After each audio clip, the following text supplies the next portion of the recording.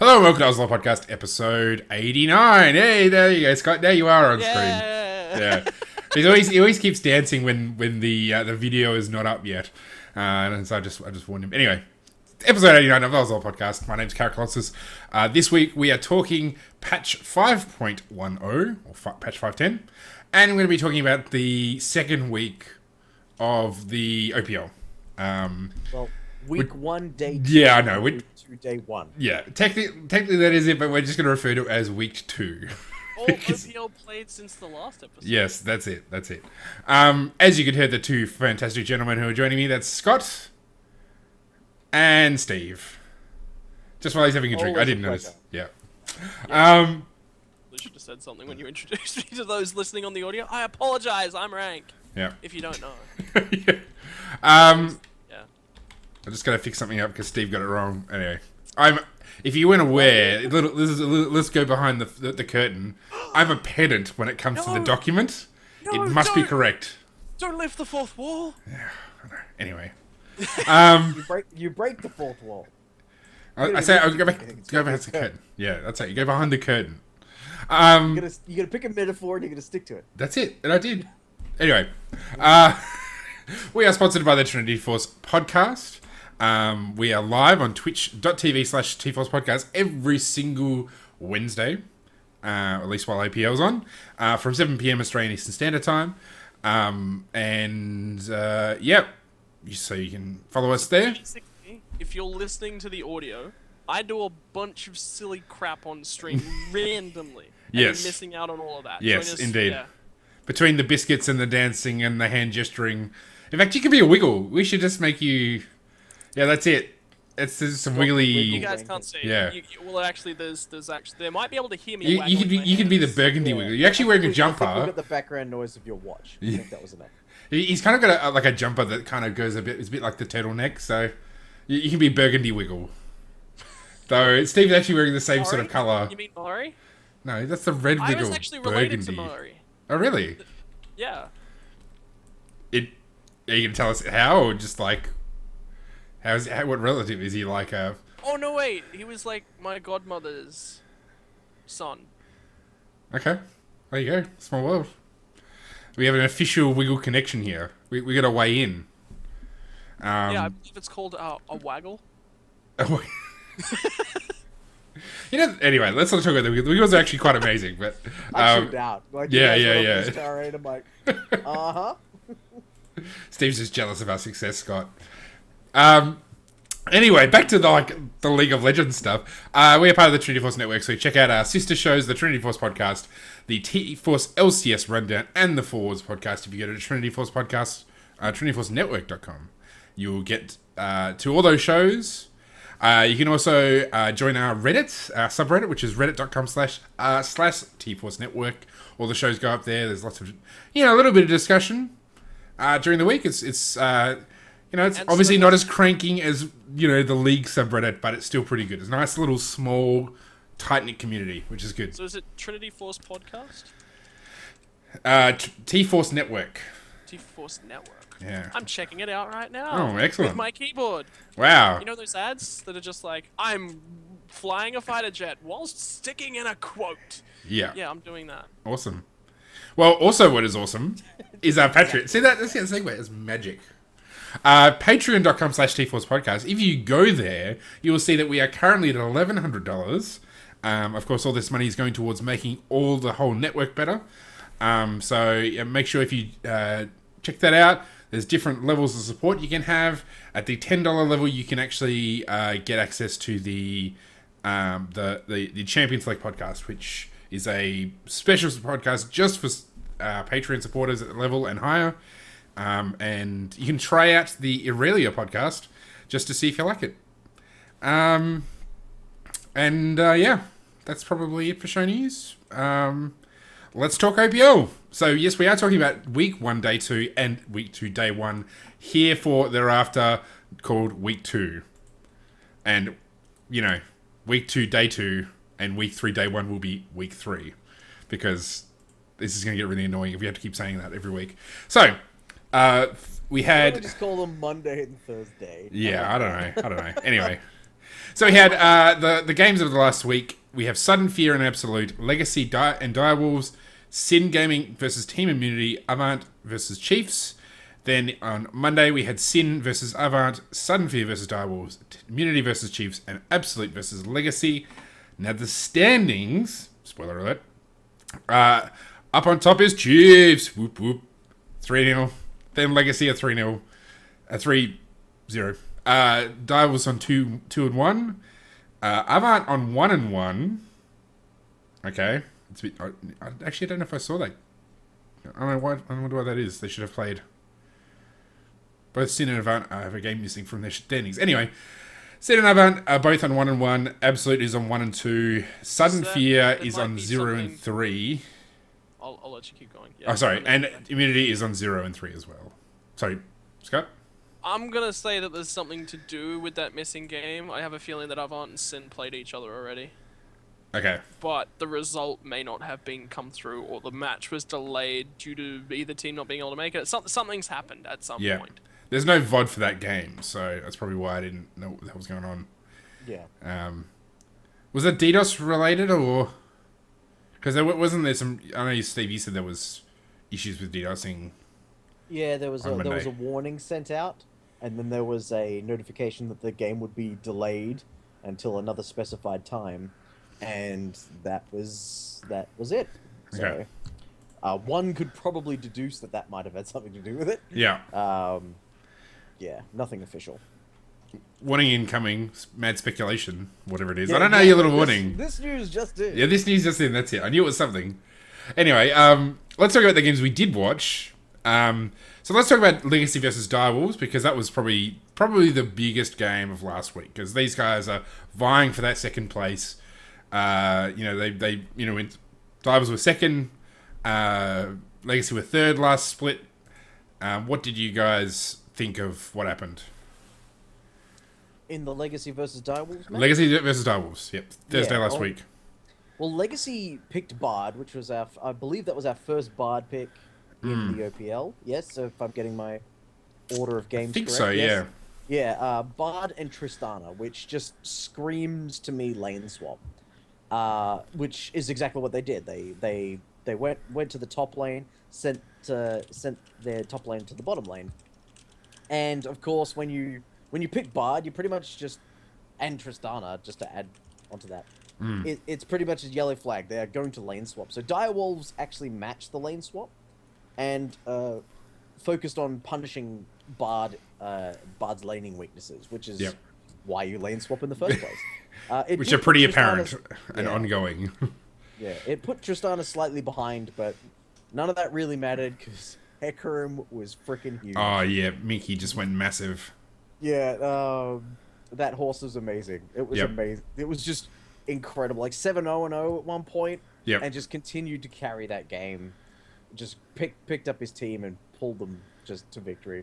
Yeah. So, if you want to see some nice Hecarim play, or just a completely fed Hecarim, check out Legacy versus Direwolves. Now I know maybe it wasn't in the first game of week, or their game in week 1.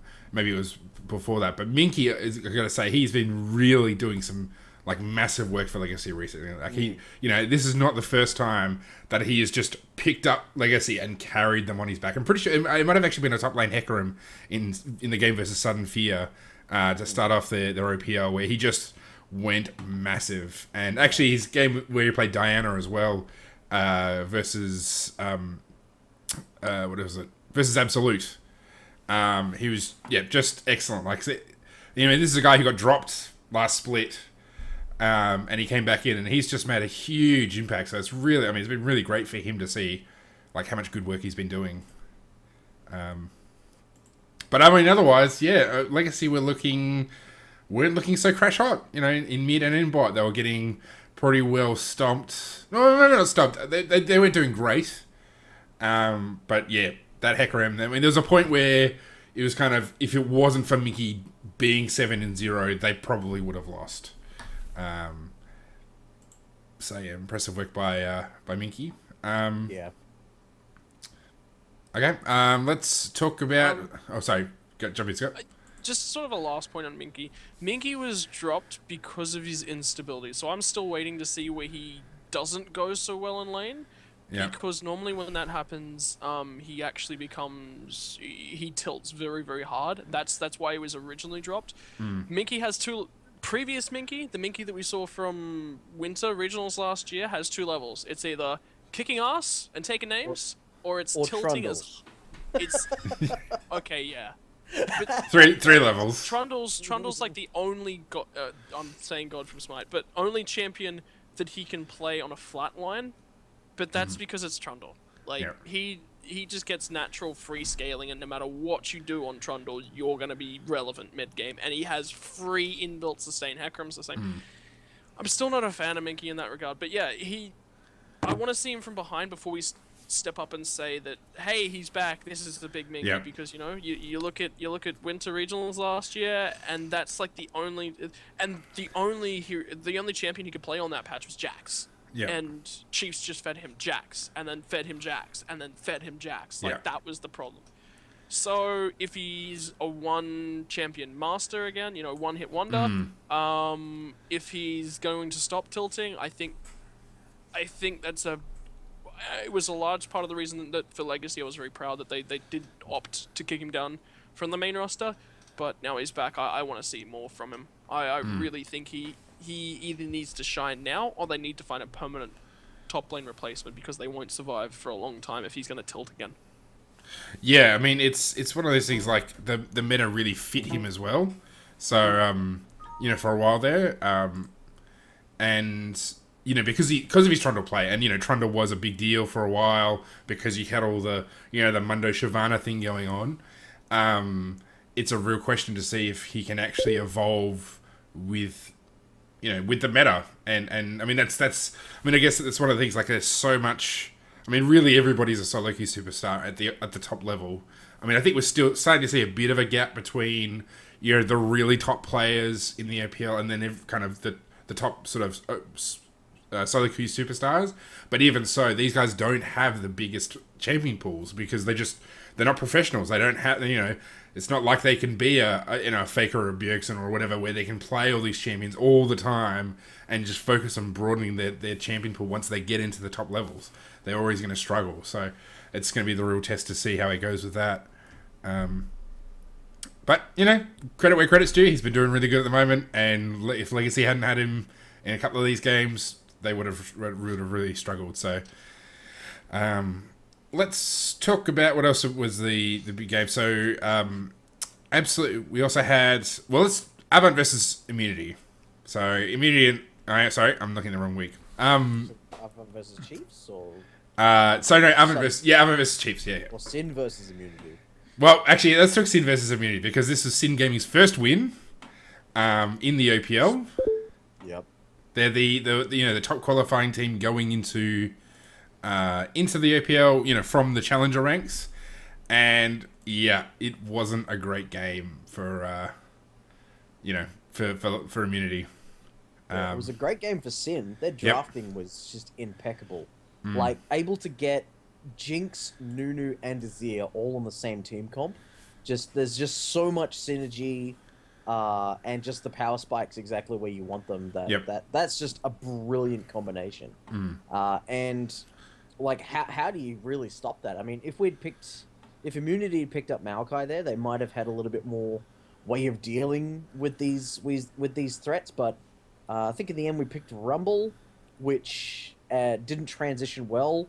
Like, we just get completely stomped and burst by like this combination of champions. Whereas Maokai would have been a bit tankier, survived that initial burst, gotten into the enemy backline and done some disruption. So I really think that was kind of lost at champion select.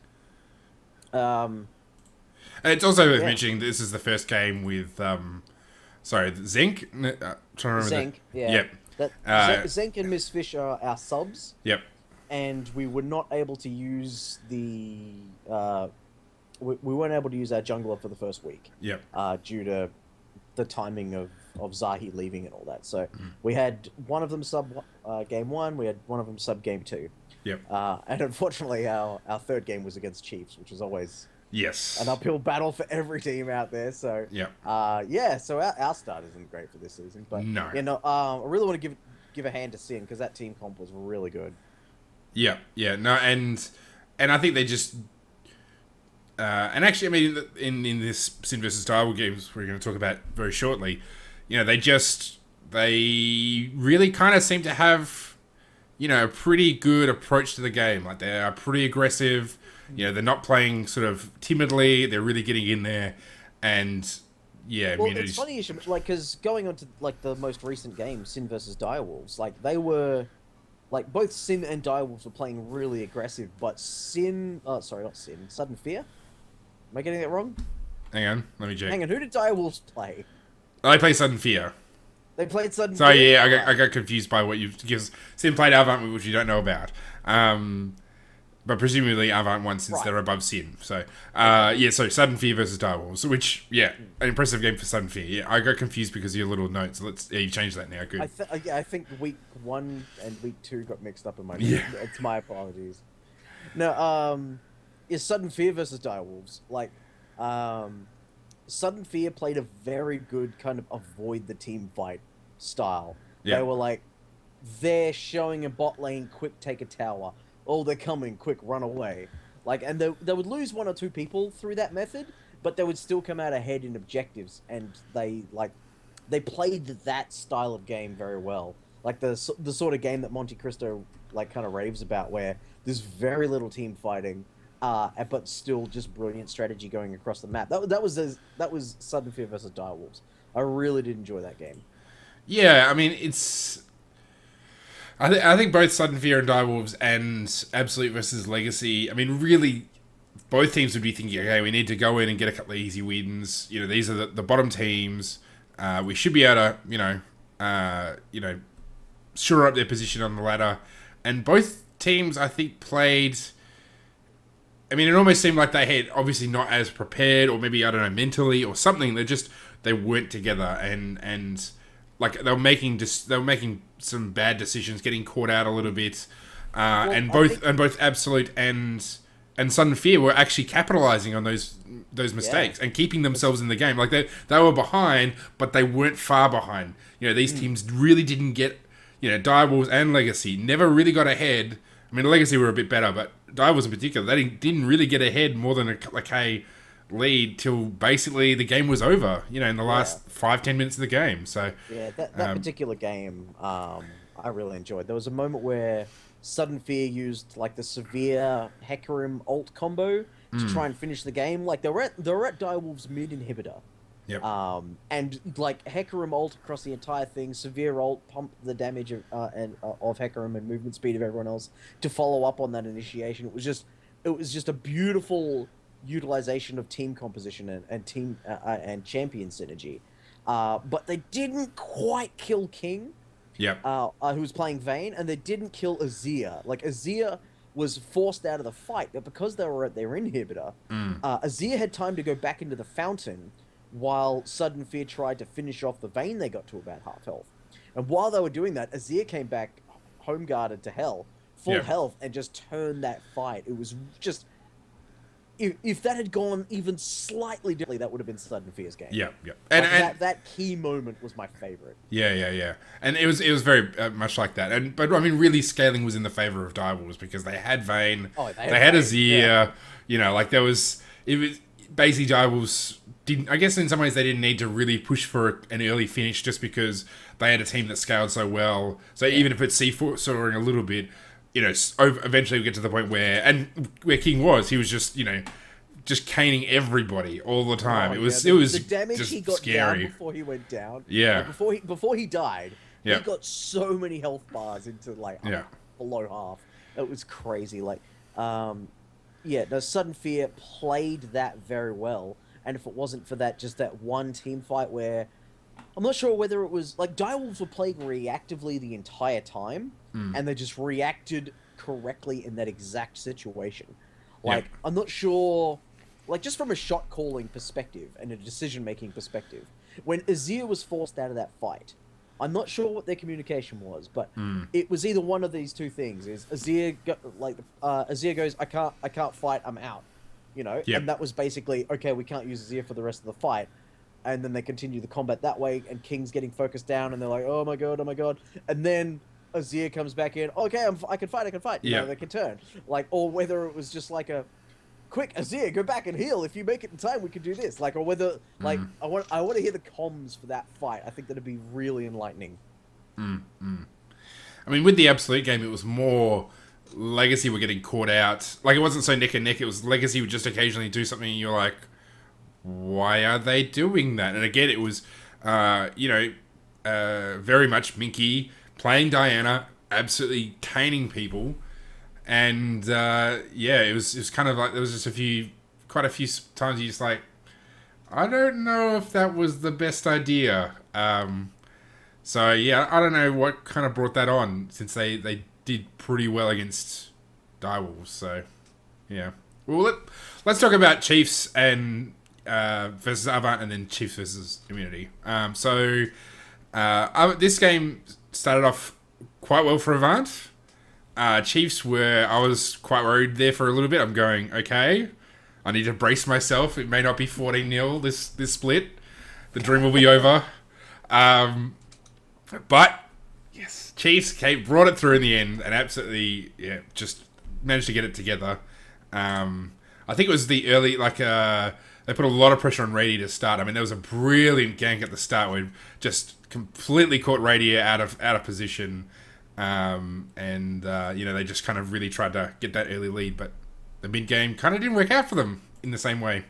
I'm probably the only person who saw that game. I saw the game. Oh, did you? Okay, sorry. Yeah. I just didn't put any notes down there. Yeah, I need to start writing notes as well. I mean, it was just, I guess it's the sort of measured play. You know, they were just steady. Just tried to, really they played like how they normally play, which is, you really need to put a lot of pressure on them all through the game. If you give them an opportunity, they will farm themselves back into the game. And, there's always, it's very hard to, I can't remember the last time Chiefs got so far behind, which is actually probably the loss against Sudden Fear or whoever it was. I think it was Sudden Fear last split, where they just kept doing all this dumb crap and they managed to completely work themselves out of the game. You're just like, what's wrong with you guys? But yeah. However, Immunity versus Chiefs, very different story. Gotta say, the choice of taking Ashe and Morgana in the bottom lane, it was Nunu for jungle, and you had Azir in mid, and then top lane was I'm just trying to think. How is Azir allowed to be this bugged and played this much? That boggles my mind. I can't remember who was top, but it was just one of those matches where I was just like, this team comp does nothing. Like, there was no anything to it. There's no real engage. There was not real damage. It was just, it's so disappointing. I just saw Ashe. When you pick Ashe, you have to have some form of defense. She's not a mobile champion. No. She may be very strong in the meta because of her rework, and I agree completely with that sentiment. But I feel if an Alistair or a Nautilus or a Rek'Sai jungle or someone that could back up Ashe if she's gone on and give her a chance to reposition was really necessary. And while Morgana's binding, Janna and Ashe is like the perfect combo. Yeah, that was like season 1 farm for 20 minutes. Well, it's not even that. It's like that was like the combo back then. Yeah, just the shift on Janna's speed up and the shift of Ashe's slow to the passive. It's even stronger combo, I think, than it was in season 1. But yeah, I think you're definitely right. Ashe's a brilliantly strong. She's to the point where she's a hyper carry at the moment. She brings CC, she brings vision. It's like having Kog'Maw with better CC. It really is. Sorry. Yes, but the thing about Ashe though is she doesn't sort of. I mean, compared to someone like a Lucian or I mean, Jinx, I guess, has got her niche. Not maybe less so now that she's kind of 5'10", but you know, the early pushing. Lucian's got quite a bit of burst. Callista's got you know, the maneuverability. Yes, Ashe's got CC, but she doesn't really. There's no real way to capitalize on it. At least, I still think Callista's a stronger pick. Yeah. But it's not terrible, but it's just the team had no they had no real engage. Like there was no way they could actually really get in there and do much. And it's you know, I think that's a real problem when you got a team that's already struggling. Like if you're Chiefs, okay, you know, they're Chiefs. They're doing really well. Rady's a boss. You know, he can farm it out. You know, Azir on Swiffer's not a problem. Because, you know, and actually, to be fair, Cheese and T-Gun still doing really well. So I don't want to diminish their good work. But it's, you know, like having a team that doesn't exactly sort of engage well or doesn't really have much of a, you know, anything to it, probably not an issue. But when you're really struggling to pick kind of I mean, to me, it seemed lackluster. Maybe, you know, I could be wrong. But, you know, it just kind of seemed like it just didn't really do anything. And that's not going to help them. Our team, the immunity team composition didn't accomplish anything. Yeah. It was like, we've picked champions that we play. Yeah. Yeah. That seemed to be what it was. And I actually... a recipe for failure. I mean, I'm not sure with this... Because I usually, when I watch the VODs, I don't usually watch the Champs League because... Unlike you guys, I'm just not much of an analyst, so I don't look at Team Champions League and go, oh my gosh, that's amazing. I just look at it and go, this is 5 minutes of my life I could be, you know, watching the game. Okay. But but you know, I was keen to know, like with Eve, was Eve picked after they selected Ashe? Because you know, she was okay. Because Denian was pushing from memory, Eve was picked like last or second. Yeah, okay. Last or something. Because Very I mean, low in the priority list, yeah. Because you had a Renekton, basically like in swaps. No, you know, not surprising. Ju's struggling quite a bit. He's dying a lot at the tower, so you know. Ryu, I keep getting it wrong.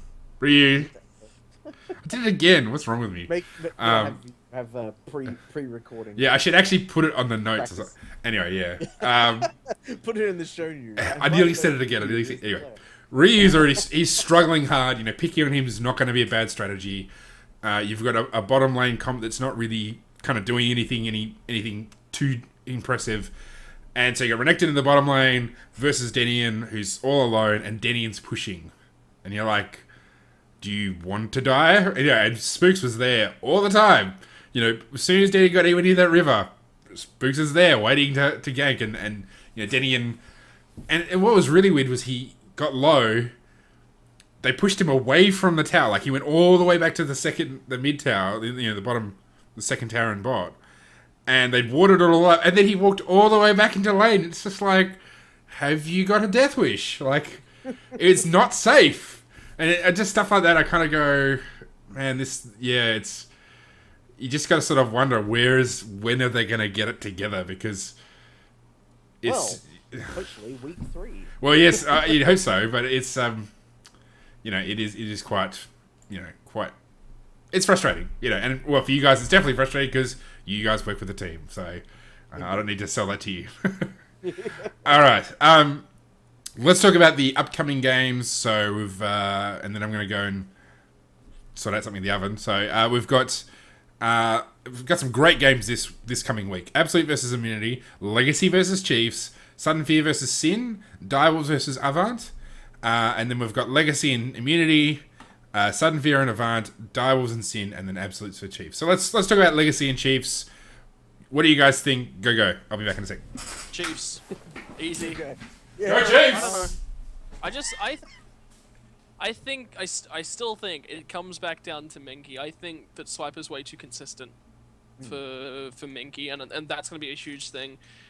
I expect Spooks to be visiting... Like, I don't expect him to pay much attention towards the mid lane, because... Swiffer's just going to go even with Choose. Swiffer's knows not to feed Choose. That's one thing that he knows about that matchup. Don't feed Choose. Okay, done. Spooks is going to pay attention to the top lane. They're going to tilt Menki. Game over. Yeah. Well, it doesn't even... Like, depending on the drafting, now Chiefs are going to be the red side, so they're going to get the power couple, you know, like, as I've just named it. Like, the first pick will go to Legacy, and then Chiefs will get to build a comp out of their first 2 picks. And, like, there's so many powerful champions at the moment, they can go for anything. They'll most likely try and prioritize a Callista pick there. So I would expect that, if Chiefs do a lane swap against Legacy, and they can pull it off, like if they get effective enough warding and Legacy don't anticipate it, then Chiefs will probably have the advantage and keep it for the entire game. Like, Legacy are always capable of throwing a spanner in the works of that sort of stuff, but I'm fairly certain Chiefs are pretty much all over it. And Minky's ability to play lane swaps, that's a very good point. Minky's ability to play lane swaps is non-existent. He's... Well, it's untested, I would say. I can't really say it's non-existent, but... they want standard lanes. They want standard lanes. Legacy don't ever want a lane swap. That is something that they just do not want to do. Yeah. Yeah, I mean, I think the question for any team is, can you deal with consistent pressure through the game? I mean, that's the strength that Chiefs has in spades. They just, if they get, even if they don't go, if they get a super early game, they're probably not going to lose the lead. And if they don't go big in the early game, they're just going to consistently push and pressure, and and you have to be able to withstand that for 20 to 30 minutes of them just continually trying to get that lead, farming back into the game. So, Unless Chiefs do something silly like pick Rumble into like a Rek'Sai or a Maokai or something, like, something where you can just tower dive the hell out of top lane and they don't lane swap. Like, unless something like that happens, I've got to give it to Chiefs. Yeah. I mean, they are looking that good. Like, they're looking as good as they were last split, and it's just as possible that they'll go 14-0. Yeah. Well, they had a little bit of shakiness leading up to this point, but I think they're well back on track. Yeah. Yeah. I mean, it's kind of like the trouble with Chiefs is, where do you go to gank? Where do you go to put your pressure down? You've got 3 very strong lanes. You can't go into Swiper because he turns them around. He turns every single 2v1. He'll turn it into something for his team, and Chiefs are too good for that. They'll go as soon as Legacy show top, they'll take a dragon every single day of the week. So top lane is out of the question. Top lane is an island in that matchup. You go bottom, well, Radier is good enough in it's very certain situations where he's obviously not. But that's about the weak point. Is the synergy between Radier and Ejim is about the only point that you can look to make. Chooser's got potential for play in and around mid lane, so potentially 4-man rotate spot is like it's got to work for them. It's got to work for Legacy, because if it doesn't, I don't see them getting a window anywhere else. I mean, really, for both mid and bot, you can sort of bait the teams into an engagement. I mean, that's what we saw with the I think it was Direwolves game, was that, Carbon was on... Yeah, Carbon. So he's the jungler, right? Yep, good. I'm just making sure I'm not going crazy. Carbon was sitting there with Sejuani, positioned really close. I think they had Nautilus on Dew. Yes, I'm flying Dew. So they basically just locked him down. Like, as soon as he got in, he went in to kind of be aggressive with Kalista. He got out of position, and they just jumped him, and he couldn't get away. So, and it's probably a bit the same with Swiffer. Like, these guys know that they're good. They know their limits. They are able to be aggressive, and so I guess the only real thing you kind of use as leverage against them is baiting them into being aggressive. But you have to be really good, because they're that good they can turn it around. So, all right. Direwolves versus Avant. I'm looking forward to that, because if Direwolves win and Chiefs win, then Direwolves and Legacy are again tied. Like, they're in second and third battle again, the battle of the ages. Yep. And that's always fun. Avant-Garde, they're looking pretty decent this season, so I think that should be an exciting match as well. I mean, Warble and now I'm trying to remember the Destiny. Destiny, yes, Destiny. He was playing on. I think he actually played on Alistair again a bit, and he's been looking really good. Like, I've been really impressed with his work, and Warble's looking pretty darn solid. So, I mean, that was the weakness they had last split as well. Like, it was the bottom lane. Last season, it was Nada and Veritas, amazing, phenomenal. That's what won them their spot at as the Oceanic Regional finalists. And then just last split, they just Missouri and the other person, I can't remember their name off the top of my head. Anyway, their bottom line just didn't have it. The rest of the team had it, but they didn't. But Warble and Destiny are looking pretty great, so it should be a good matchup. But King King is just he's so good. He is just, king. Who rules yeah, he above is. all. Yeah. So it is actually in some ways that'd probably be the best game of this week, I'd say. Yeah. Just on a personal note, I'm really looking to see how Sudden Fear and Sin Gaming play this week, or in this upcoming week. I give it a Sin. Or not just the matchup between each other, but like their games against like Sudden Fear versus Avant-Garde, and Sin versus Direwolves. I want to see how they stack up, because towards about the midway point through last season, it was pretty clear that we had like the top 3 or 4 teams, and then we had the other teams, and it was kind of like every team, like it was basically, if someone was above someone in the standings, you would expect them to beat the person below them. Yeah. That's how it started to look by about the halfway mark in the season. But Sin and Sudden Fear have both looked pretty switched on, both in composition and implementation of strategy. So I really want to see how those games go, just watching them grow, because it's quite clear that they've improved drastically since last season. Yeah, absolutely. All right, so I think that's probably it. They're probably the 2 biggest games, or 3 biggest games. Yeah, I guess Immunity against Absolute. You'd think now would be as good a chance as they had to get some runs on the board. Yeah, they've got to see if they get. Really, if they can't beat Absolute, you're going to say they're really going to be struggling for the rest of the split. So yeah, it's definitely going to be an uphill battle to make top 4. Yes, it certainly will be. Yeah. All right, cool. Well, we've got about 25 minutes. Let's talk some patch notes. Patch 5.10. There actually is a fair bit here. So yet again, we're going to probably be doing this over 2 episodes. But, that's just the way it is. So, Echo's been released. Actually, have you guys haven't seen much of Echo yet? I mean, I don't play those sorts of champions, so I don't know if you guys do either. But have you seen much of Echo? Just any general thoughts on what you've seen so far? I cast a game with him for NT Esports the other day, but there was a lot going on the map, and I haven't actually played him myself. So all I've heard is that he's ridiculous. Okay. That's pretty much the summary right there. Yeah, I mean, as best I can tell, he's an assassin, so I guess it's always one of those things that, in the right circumstances, assassins are overpowered, but you just got to learn how to manage them, and they're feast or famine, and I guess that's the whole point. All right, Scott, have you seen anything of Echo yet, or? I've seen a few people playing him. My entire LoL play for like the last week counts to 2 games of Hexakill Twisted Treeline. Okay. Fair enough. So, and he was in both of those, so. Yeah. No, he looks like he's a ton of fun. I think his passive is going to get tuned down. If he's going to get tuning, I think that's one of the main tuning points on him.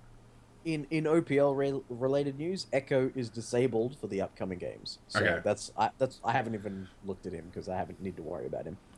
I mean, I guess someone like Choo-Choo's or someone like that, Choo's Z plays phenomenal. So there's a few mids who probably will be keen to give him a go. So it'll be interesting how that pans out. All right. We'll see some playing him in the jungle, actually.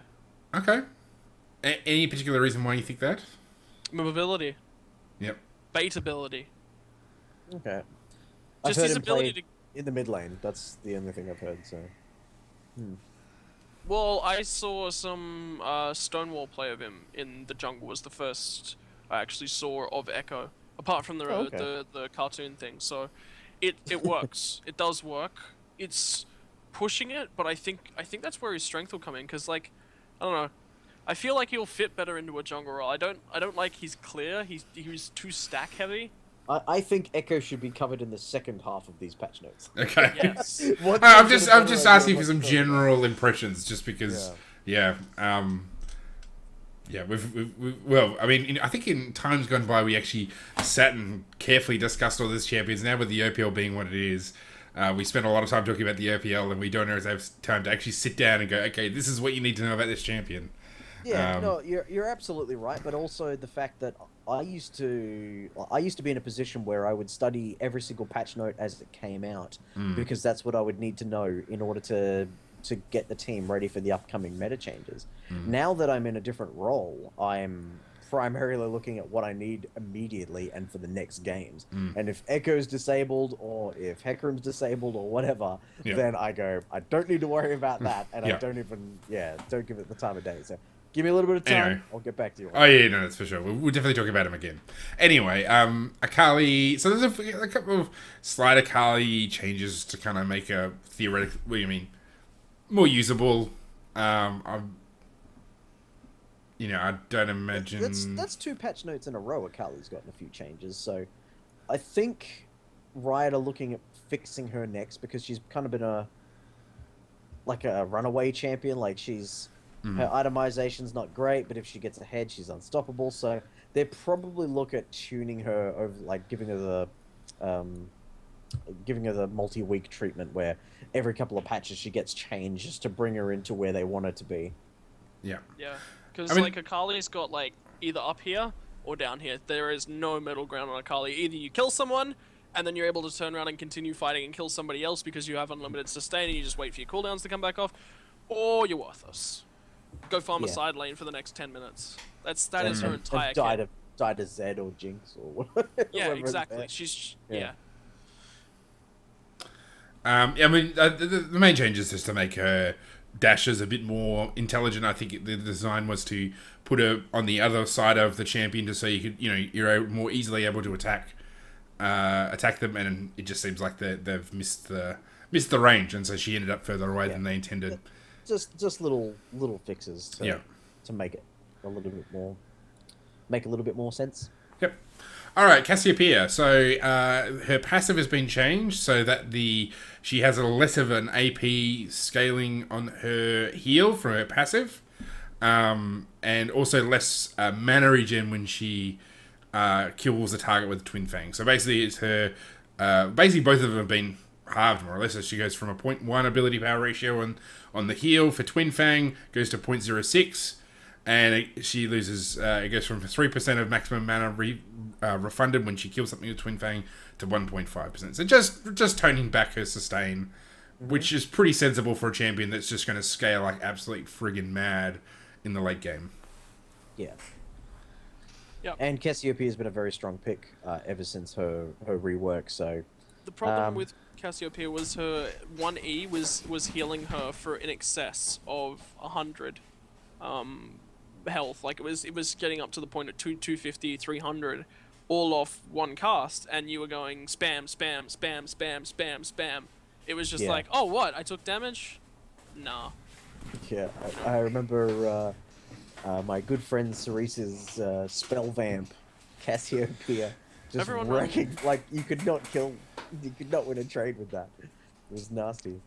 Yeah, you were literally rushing Hextech Gunblade, or not Gunblade, Willy Ancients? Willy Ancients, because of Spell Vamp, which allows her to get through the lane phase really, really nicely, CDR, and AP.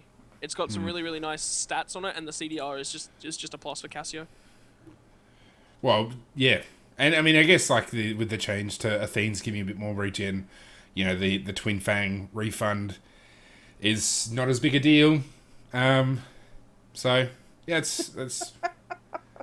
So I'm just getting ready for the Gragas discussion. It's like, following up on our Cinderholt changes, we still think old Graggy's taking up too much space in the jungle, so we're trimming some fat. And then in brackets, not literally, that's gross. Yeah. Wonder if they did like a diet Gragas skin. Like, not that they could because all the lefties would go crazy, but still, you could just have... I don't know, diet esports Coke. Yeah, that's it. So basically, the bottom, the body slam, the collision radius on both the move and on the final point has been reduced slightly, just to narrow. And the same with Leona's Zenith play. They're narrowing the actual hitboxes so that you're not getting edged by getting hit on the edge by something that's clearly not within the shape of the movement. So that makes sense. Yes. I wish they could do the same with Blitzcrank with the very far edge of his hook, because I tell you what. That thing is just because the hook reaches its end, and then you'll hit like and then the hook. Yeah, and you're about 100 kilometers away, and you still get great. It's like what? This is in a series of patches where they're wanted to basically make sure the sentence "bullshit that didn't hit me" be much less used. Yes. Yeah. Right. Please. So, I mean, you know, I don't think it really fundamentally changes his. Like, it just means you got to be a bit better and a bit more accurate. I mean, it's not exactly a tiny, you know, like the collision radius is not exactly the smallest to begin with. So it's, yeah, Egypt still would be fine. But a big change is Jinx. So basically, they are reducing the maximum scaling of her Q. So it goes from it was sort of at second rank 55, going up to 130. Now it goes from 40 at rank 2 to 70. So much less scaling, but now she gets additional scaling based on her level. So overall, she gets more scaling. She goes to 140%, but it's just level dependent rather than ability power dependent. So what do you guys reckon of this? This is just on her minigun, her Q. Congratulations, she's now the old Tristana. Yeah. Like, wow, a champion whose ability to destroy towers is like their main focus, and they get more powerful at the more to the late game you get outside of itemization. That's exactly. Just there's no rocket jump. That's all we're missing here. Yeah, I think personally this switches her maxing over to W, just because why max Q now? You're getting a total of 40%, and you're gonna get 70% by leveling up, right? You get W. You can use as a poke tool. It shifts her from range DPS splash. She automatically gets that to just poke with the W. She becomes much more potent around a dragon fight. You're talking about Zap, not the chompers, obviously. Yeah. Max, so I just couldn't Zap. remember which one was W, which one was E. It's been a while since I played Jinx. I personally, that's rough for an early game though. Like, what's that? 1, 2, 3, 4.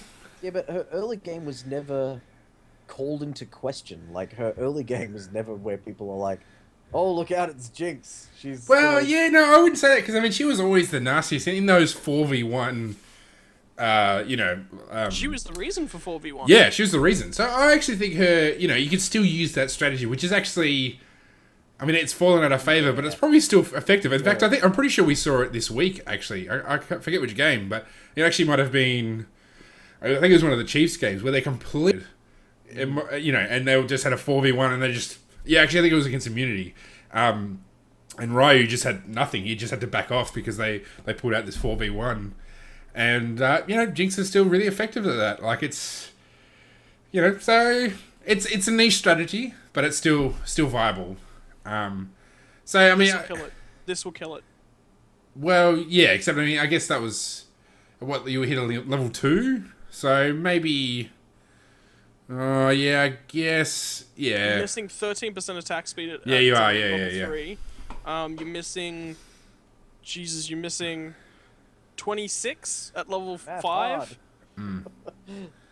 Yeah, so, I mean, this is a huge nerf to her mid-game power, that's not... What's an Infinity Edge's attack speed? Oh, it's not an Infinity Edge, Phantom Dance's. It's like 55, isn't 55, yeah. So you've got half a Phantom Dance, so you've effectively got a Zeal missing at level 5. Yeah.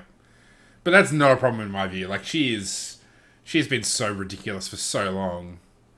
Now that they've made her an actual hyper carry, like she always was a hyper carry, and this basically confirms that they are going, okay, Jinx is now hyper carry, that's where we're putting her, that's where she's going to be. Well, this feels like a change to Tristana. Like, Tristana's now the one that you have for attack speed in the early stages. Because like the Q reduction from the auto attacks while hitting towers. So if you want to deal damage to towers, that's why you take Tristana. Tristana has a point thanks to this change, because you can't just take Jinx and accomplish it. I guess so, yeah. All right, so still don't think it's good, but yeah, we should have a column on the screen that's just our permanent grievances, and for me, it's Locket of the Iron Sire. I will never forgive the fact that they took away Locket Iron the Sire away from me in the early game, and for you, it's going to be Tristana. It's going to be the bitch list. Visual rework. That's what it's going to be. Yes, that's right. Yeah, we'll call it the bitch list. Things we're going to bitch about. Removal of Madrid's Blood Razor. I love that item. Okay. Yeah. Okay. Yeah, well, and Vix will be... By the way, Vic couldn't join us because family stuff, so... but he should be back next week. Yeah, shout out to Vic. For Vic, it's going to be the change to Tarek. When they eventually rework him, he won't be happy, no matter what they do. So, well maybe the bitch list. Anyway. Karma. Shop. Yes, that's it, yes. A shirt with our bitch list on it. Yeah, that's it. Hey, Victor's in the chat. Hey, Alright, so, Karma's, they've kind of sort of changed a fair bit with Karma, particularly around her W and her E. And she's the one that's got the patch note that's half the page. Yeah. So now she's got scaling on her mantra cooldown refund on spells hit. So it's now scales between 2 and 3 seconds, so 2.5, 3 at levels 1, 7, and 13. So that's kind of nice because it basically means her mantra's up more often. And the basic attack is scales as well, but from 1 to 1.5 seconds at the same level. So, that's good. Karma needs that because, in the later stages of the game, you're not going to be, in the early stages of the game, you can be constantly spamming your spell, you're constantly using basic attacks to get that mantra back up. In the later game, there's not that much opportunity, so that's good. We've got you can now target her mantra'd W. Oh no, sorry. Her unmantra'd W can now target monsters as well as champions, and the AP ratio goes up. Her mantra'd W now increases the root duration, but removes the bonus damage. But it still applies heal. Yes, because that hasn't been touched. That's an important part of Karma's W, and that applying to monsters brings back jungle Karma, because that gives her sustain in the jungle and sustain damage as well. Yep. Yeah, and it actually does a heck of a lot of max health damage as well, which I think most people don't realize. But her E now the cooldown decreases as you rank it up. As the mana cost has been hit, is now lower, and the shield duration has also been slightly nerfed. So E isn't quite as powerful. The mantra'd E now gives a bigger shield rather than doing damage, which is and it doesn't seem. Oh, okay. So they've changed the AOE, so it's 50% of the primary target's shield amount. So I need to figure out if that's more or less. More. Yeah, so it's actually better. It's a better shield. It will be more. Yeah. It's a better once you have shield, AP. but read the next sentence. No longer damages enemies. Yeah, but you didn't need that anyway. Why you weren't using it for damage, right? Yeah. You were using it for the speed up and shield at the same time. It was like, oh hey, Sivir altered. Oh hey, Karma E'd with mantra. Oh look at the speed we're moving at. Hecarim struggles to move this fast. Yeah. That's the thing. It's on the team. It almost never made any sense to use her mantra on anything but a Q. Now you've actually got some real choice between her Q and her E, because a lot of the power is tied up in that burst damage. But generally in the middle of a fight, you're not going to use that shield. You wouldn't get your mantra up quick enough to be able to, engage with the Q and then mantra with the E, just because the fight would be over. Sivir ult plus Righteous Glory plus Talisman Ascension. Could you, Steve, do some numbers on that? And Scion ult. And then Scion ults. I'm pretty sure there's a YouTube clip of that. Yeah. There's the infinitely scaling Malphite speed. Oh, that was brilliant. The best one. That was so good. And I think that involved Karma. What was that? Basically, it was during Earth mode. Yeah, you should do. But basically, it involved Malphite. During Earth mode, two Malphites constantly queuing each other and then being speed boosted by other champions. So it was like Lulu, Karma, Zillion, and something else. And he'd move so fast. In a single second, he could move from the middle of from the dragon up to top and back. It was crazy. Yes, I did see it was that. awesome. Anyway, I want to watch it again. It's good. I really like these changes to Karma. I think it really boosts her support power. Especially that E change. I think that's amazing. And Diamond Prox, where the heck are you? Your shit's back, brother. I don't know. I mean, I know there's if you listen to the Trinity Force podcast, Rekka loves Jungle Karma, but I can't really see her being a primary pick. Are you kidding? Nah, it helps. It doesn't hurt her. in the jungle, but it doesn't. I mean, it doesn't make her better than anybody else. Like, you'd still pick one of half a dozen champions over Karma, but I think her support power is like, because her Q's always been really good. Like, it's been a really like solid part of her kit. Oh my god. I mean, essentially, she's almost like the new Lulu. Like, I mean, Lulu is not so great in support anymore, but you could use Karma in a similar sort of role. Could you just see all supports plus Ashe? Dude. Juggermore comp just got stronger. I'm serious. Okay. It just changed. No one can get on top of him now with Karma, like with the Karma change. You just mantra W in team fights every single time whoever was going to dive him. Why? Oh look, you tried to jump on top of our Cogmore, now you're standing still for, wait, how long? Yeah. It's actually, I think she's got the longest duration, the CC duration in the game. Yeah, I'm going to check that out. Because the increase, so her key, where is it? Okay. So it's 2 seconds here. It's 3.25 seconds. So it's longer than Morgana's Q.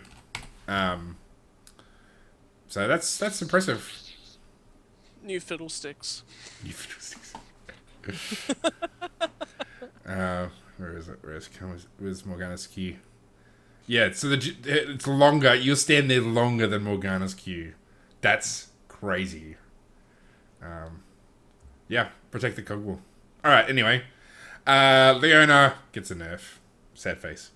But... Bullshit, that didn't hit me, patch. What? Bullshit, that didn't hit me, the patch. I don't understand. They're reducing the missile width on the Zenith Blade. Yeah. Oh, yeah, that's right, yeah. Okay, I'm with you now. I was like, we're talking about that. I'm back. Yeah, I know, I'm with you. I'm so excited about Karma that I forgot all about that.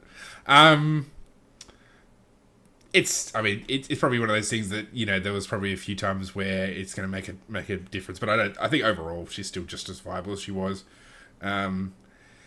Lulu. So, Lulu, the base mana regen has gone up from 6 to 8.5, but the mana regeneration growth stat has been reduced slightly. So, basically, she's better in the early game with her mana regen. Actually, substantially better. I mean, 8.5 is pretty darn nice. Any lane you don't get XP in. Hello, support. Yeah. Also means that the new, like, base mana regen in this new item meta, I guess. That's not even the right word. But with the way items are at the moment, where you get a percentage of your base mana regen as your regen, any bonus to base mana regen is huge. Yep. So yeah, that's the mana regeneration growth stat reduction is nowhere near, because Lulu, like almost every single champion in the game, if they have mana issues, it's not late game. Yep. Like yeah, there's like one champion that does, and the answer is always Karthus. And that's like you run Defile and you deplete your mana. That's it. Yeah, that is true. Counterpoint, yes. Yeah. I like it. Yeah, so there are a few champions that Cogmore. that have problems. Yeah. Yeah, that's more. Cogmore. If you want to spam and have sustained DPS, Cogmore. Yeah. Hang on. Let me open up my LoL client, which I haven't opened in a week. I could go like on. 2 patches, dude. Yeah.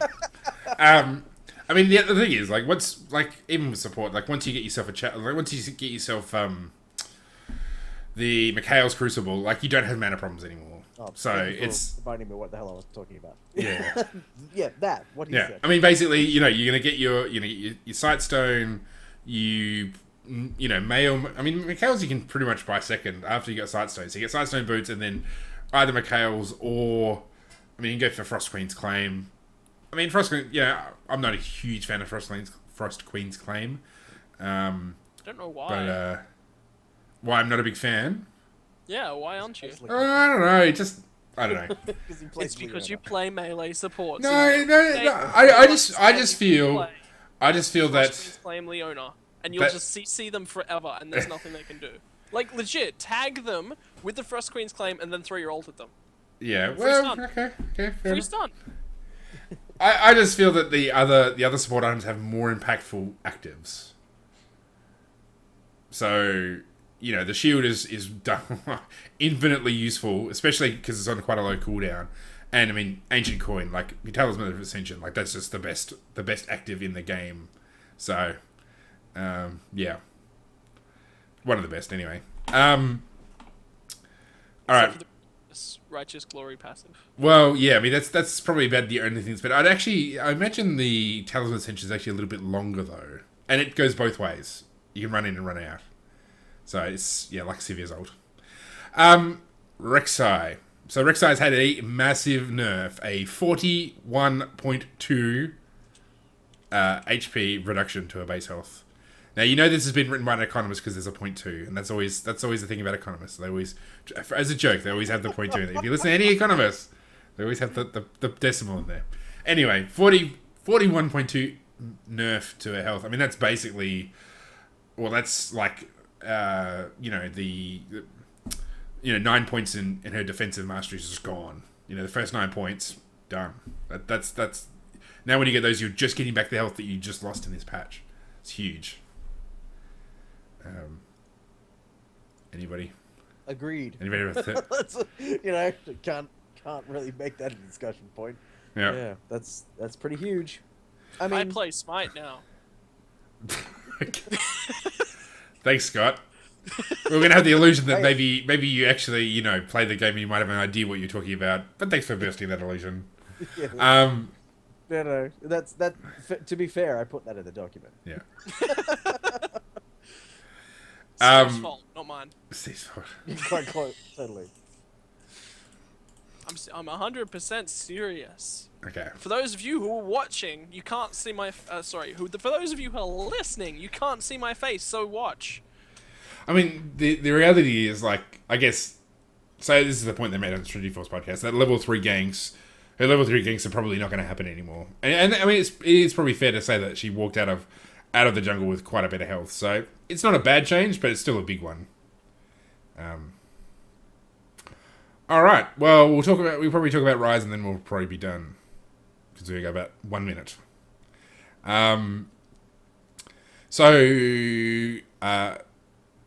Rise. I actually haven't looked at the specific thing. So Rise now, the duration of the shield is now 6 seconds at all ranks, as opposed to a scaling length. Yep.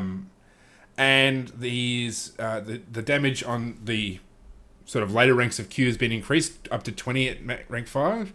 And now the duration of his R, this is a huge change, is now 6 seconds at all ranks. So basically, they've put a bit more power back into his kit, which I think is entirely justified. Because he's ridiculous now. Like, right now, stupidly powerful. Like, remember I made a big deal about the cooldown reduction on his R? Yeah. That in combination with these buffs here, I think Rise is going to be a serious contender. Mm. Just because it's like, yeah, I mean, it's... Any particular reason? It just makes it more powerful? Or, I mean, why is it that because it's really, I mean, this is, apart from the Q, like, it's just an increase in the window. Why do you think that's so powerful? It just...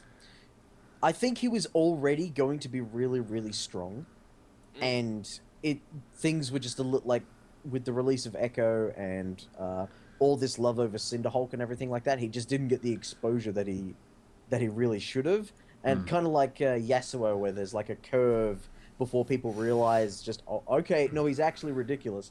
I think he was on that curve, like to people realizing how powerful he was, and now they've just buffed him further. Like I think he's going to be very high priority. Yeah, I mean, I think the window increase on his ultimate is just... I mean, that alone is huge. Just because... I mean, I haven't actually played him since they've changed him, but, we're talking... At level 1, another 2 seconds is just... I mean, will give you so many more spells, and that spell vamp is what makes him so horrific at later stages, because he's just chunking out the damage, and you can't kill him because the spell vamp is just, like, caning you. And even in terms of just, like, getting away in the top lane... you can, like, that 2 seconds is, because it gives you a fair boost of movement speed, that's if you get ganked and you're not quite in the right position, rather than burning a flash or something, you can now easily more get away using his R, which is on such a low cooldown to begin with. So, I mean, I think that alone is huge. Sorry, Scott, you were going to say something? No, that's about it, other than he's purple and he throws lightning, so he needs to be strong! Now, if only they can make him not, like, they can actually change his visuals, because he's one of those champions that's got, like, they're not going to change his visual style, but they haven't changed how crap he looks. Just come on, right? Visual update. Anyway, all right. Well, that's it for this week. Do you guys have any shout outs? My shout out was to Rancunius, because he did get a new Smite casting position. I just wanted to say congratulations, buddy. Yep. Yeah, unfortunately there's a problem with that. It means that probably my time here on the OzLoL podcast is pretty limited, so... I'd say it's really coming to an end. I got picked up as the Challenger Cup for Smite, which is like, basically, think of where the Challenger Leagues are in LoL. It's the same thing. It's basically the same thing, so... Yay! It's moving really, up in the exciting. world. Yeah, and with no high-res staff in Australia, that probably puts me in a really, really good position to be prime high-res staff in Australia, and there's 2 casters from Australia doing packs this year, so that I know, and that's, if I'm doing high-res stuff, that pretty much locks me in for packs, which is really, really cool. That's cool. Awesome. And I want to give you a shout out. Now, this is directed to a podcast that's not anything to do with League of Legends. I just want to say there's an Australian Warhammer 30,000, so Horus Heresy game podcast that they call the Eye of Horus. If you are in any way interested in the Horus Heresy miniature game, you should check it out. They are flipping hilarious. They seem to be great guys. So I want to give a big shout out to that podcast because they're just awesome and they do really good work. So anyway, that was my shout out. So cool. Well, thanks for joining us, everybody. We'll be back again next week with episode 90. We'll have more OPL, we'll have more patch notes. And I guess we should probably at some point talk about what we're going to do for episode 100, because that's only, well, just after the OPL finishes will be, See, episode 100. I'm already planning for our Christmas episode, so if you're really on that. Involve more racism. No, that's an in-joke between me and Steve. All right. Thanks everybody for joining us. I'm just going to skip the Christmas. Oh, I just realized what you were referring to. Yeah. You know what I'm talking about. You know what I'm talking about. No one else does, but he does. All right. Thanks everybody for joining us. We'll be back again next week. Good evening, ladies and gentlemen.